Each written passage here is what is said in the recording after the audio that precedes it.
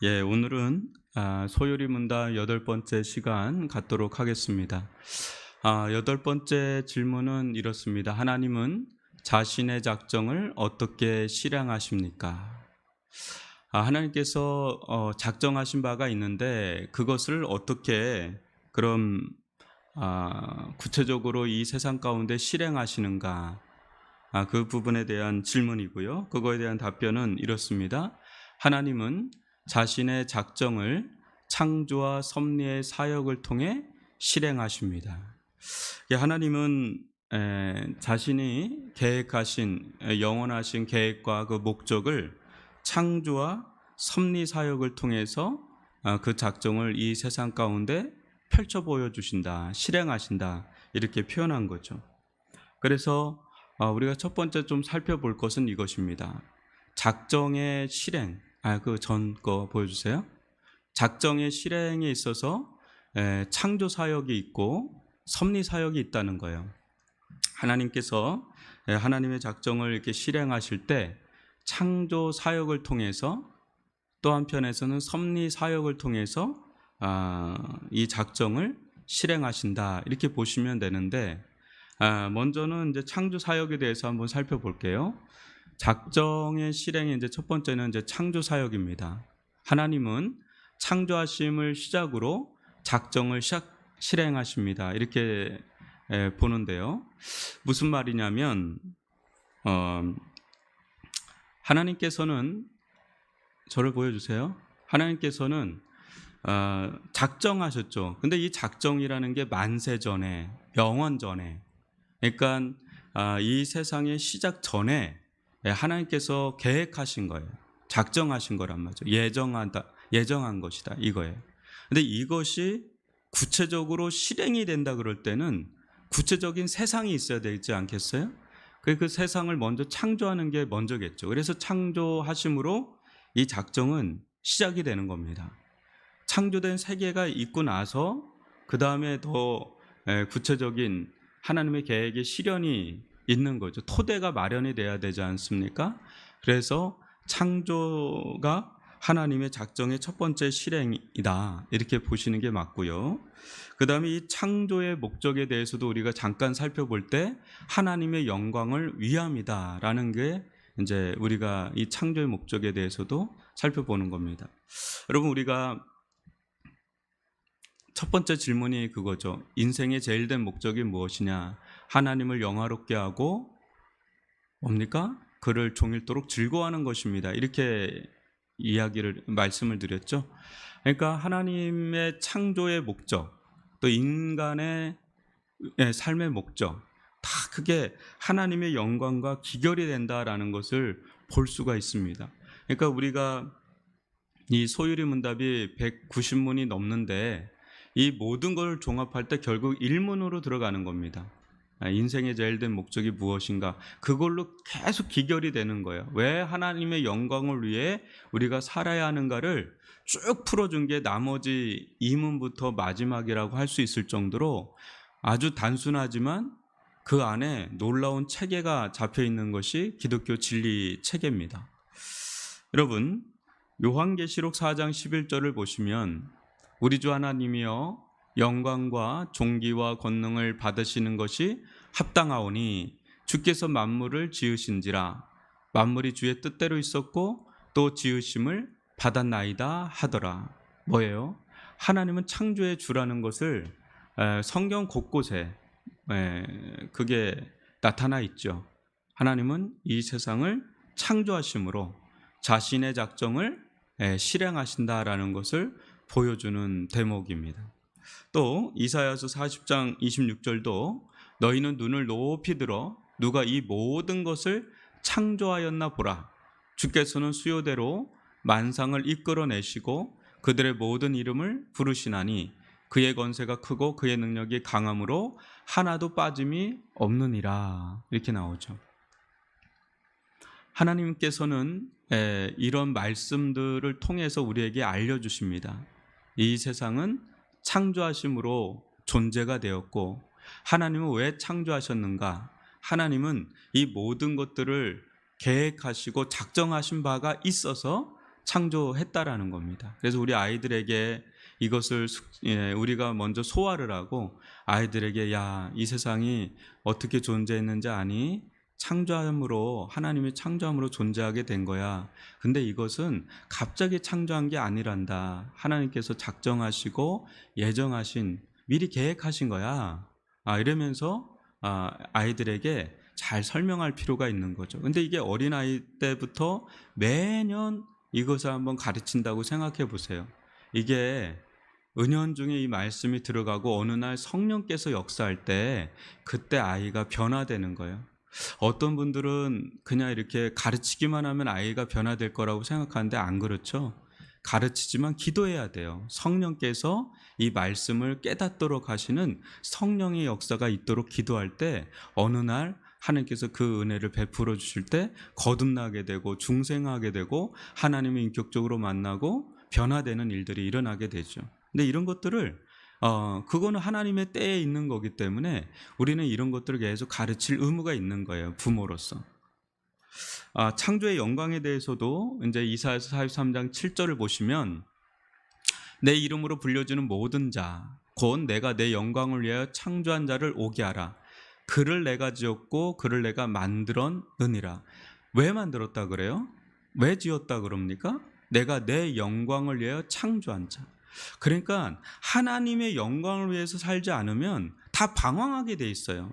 인간의 인간됨은 하나님의 영광을 위해 살 때 인간의 인간됨, 나의 나됨을 발견하게 됩니다.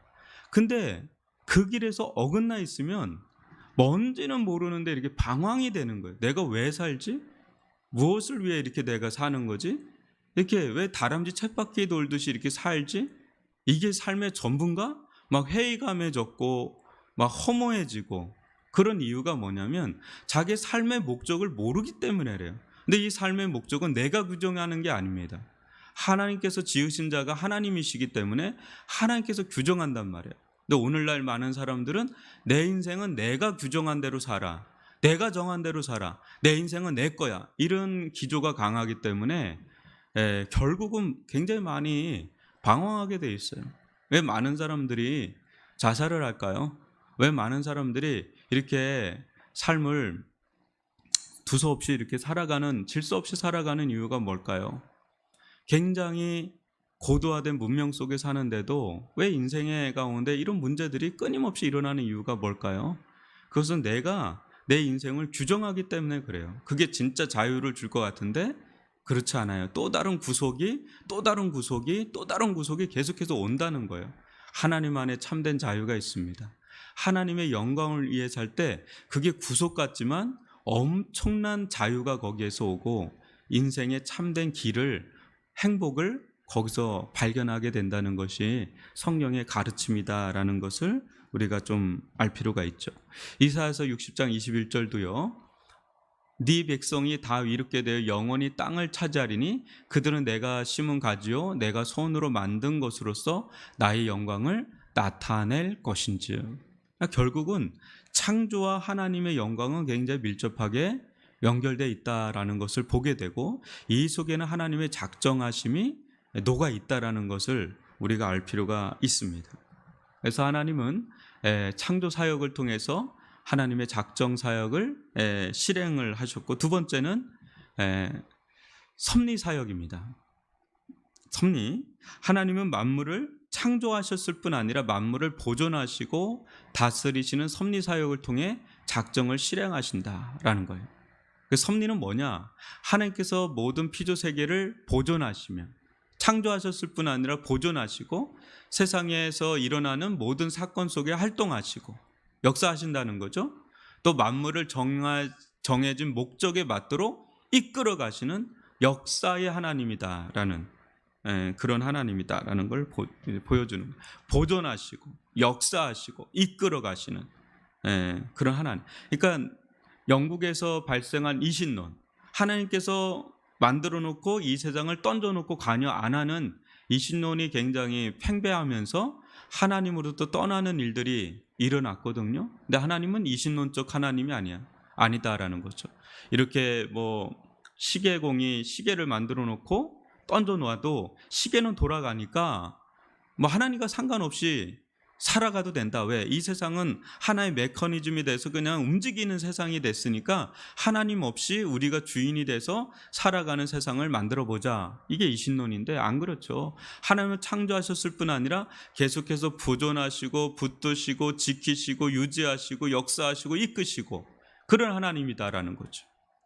그래서 다니엘서 4장 35절 보면 이런 말씀이 나옵니다. 땅의 모든 사람들을 없는 것 같이 여기시며 하늘의 군대에게든지 땅의 사람에게든지 그는 자기 뜻대로 행하시나니 그의 손을 금하든지 혹시 이르기를 네가 무엇을 하느냐고 할 자가 아무도 없도다. 하나님께 누가 이런 말을 할 수가 있겠어요? 이 세상의 주권자가 되시고 창조자가 되시고 통치자가 되시고 결국은 모두 하나님의 뜻대로 행하시는 그 완전한 자유자, 완전한 전능자에게 누가 항변할 수가 있고 누가 항거할 수가 있고 누가 하나님께 뭐라 할 자가 있겠어요? 뭐라 할 자도 안개와 같이 조만간 사라질 자들에 불과한데 결국은요, 영원하신 분은 하나님밖에 없고 하나님은 이 세상을 창조하셨을 뿐 아니라 자신이 이 세상을 창조한 목적을 따라서 결국은 이끌어 가시는 분이시다라는 것을 우리는 봐야 됩니다. 그래서 지금 우리는 코로나의 소용돌이 한복판에 있기 때문에 정신이 없어요. 이게 무슨 일인지, 앞으로 이게 어떻게 되어질 것인지, 또 이 세상은 어떻게 이루어질 것인지 계속해서 뉴스를 통해서 들려오는 소식을 보면 이 세상 어떻게 될까 막 그런데 결국은 성경 말씀대로 기결이 될 것이고 하나님의 뜻대로 모든 세상은 이끌어 가게 돼 있다라는 것을 우리가 믿는다면 누구를 바라봐야 되겠느냐 이거예요. 이 세상에 보이지는 않는 것 같으나 실질적으로 역사하시는 하나님, 그분을 경외하면서 그분을 바라면서 그분의 뜻을 찾으면서 그분께 의지하면서 나아가는 삶이야말로 우리가 가야 될 길이다라는 것을 보여주고 있다는 겁니다. 그래서 로마서 11장 36절은 이렇게 말씀을 하죠. 이는 만물이 주에게서 나오고 주로 말미암고 주에게로 돌아감이라 그에게 영광이 세세 있을지어다. 아멘. 이게 역사의 순환의 사이클이에요. 모든 것이 주에게서 나오고 창조가 됐다는 거죠. 주로 말미암고, 그러니까 통치하시고 보존하시고 유지하시고 인도하시고 이끄시고 또 종국에는 주에게로 돌아가기 때문에 어때요? 우리는 이 역사의 순환을 알고 하나님의 뜻대로 사는 길, 그것이 우리가 가야 될 길이다라는 게 명명백백한 겁니다. 여기에 뭘 토를 달 게 없지 않습니까?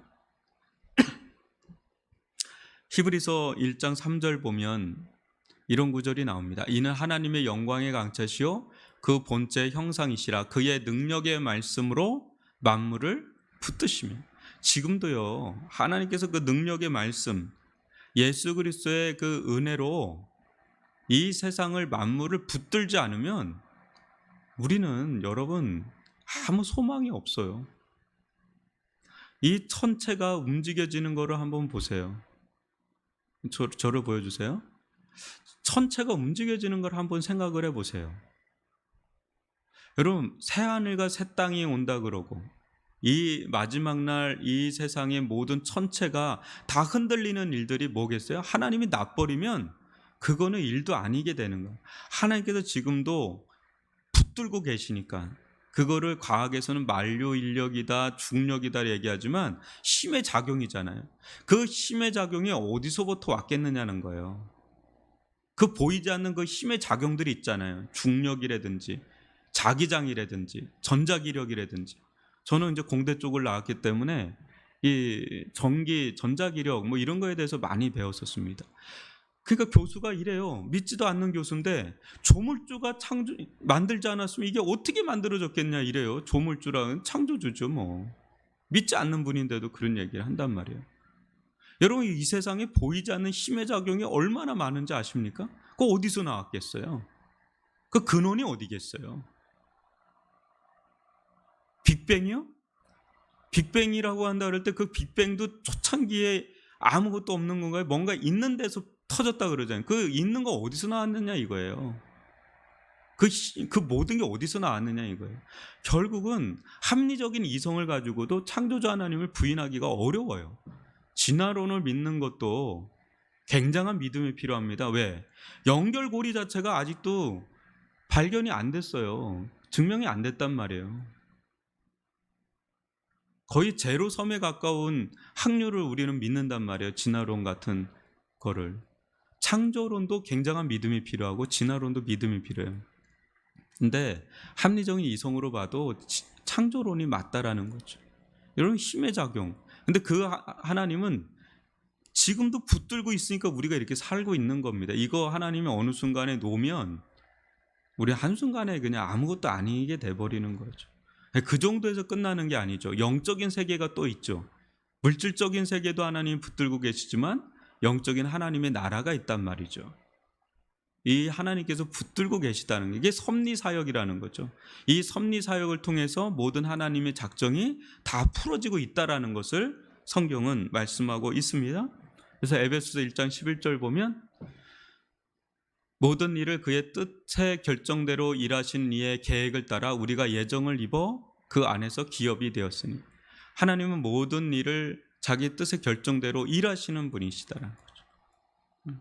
결국은 하나님의 뜻의 결정대로 모든 것이 이루어지고 있다는 것을 우리가 본다면 여러분, 하나님은 작정만 하셨을 뿐 아니라 그 작정을 구체적으로 이 세상 가운데 실행하시는 분으로서, 그래서 창조하심으로 또 섭리하심으로 끊임없이 지금도 그 하나님께서 작정하신 계획과 목적을 따라서 역사하시고, 종국에는 역사의 종말에서는 하나님은 하늘에 있는 자들과 땅에 있는 자들과 땅 아래에 있는 자들로 하여금 모든 무릎을 꿇게 하시고 예수를 주라 시인하게 하시면서 하나님께 영광을 돌리게 하는, 하나님은 천상의 세계에서 지상의 세계에서 지옥의 세계에서도 하나님께 영광을 돌리게 하는 것으로 이 역사는 끝을 맺고 또 다른 영원한 세계로 들어가게 된다는 것을 우리가 본다면 이 땅 가운데 어떤 삶이야말로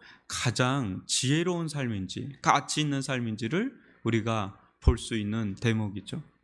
우리를 구원하신, 기로 작정하시고 예정하신 것은 하나님의 뜻이 있는 것이고 목적이 있는 것입니다. 그 목적을 따라서 살아갈 때 우리는 참 나답게 살아가는 것이고 참 인간답게 살아가는 것이고 또 하나님께서 우리에게 창조하신 그 목적이 우리에게 실현되어져 갈 때 그때 인간은 참된 만족과 행복을 누리게 되고 가치를 누리게 되는 은혜를 누리게 된다는 겁니다. 이런 은혜를 풍성하게 누리는 저와 여러분이 되기를 주님의 이름으로 축원합니다.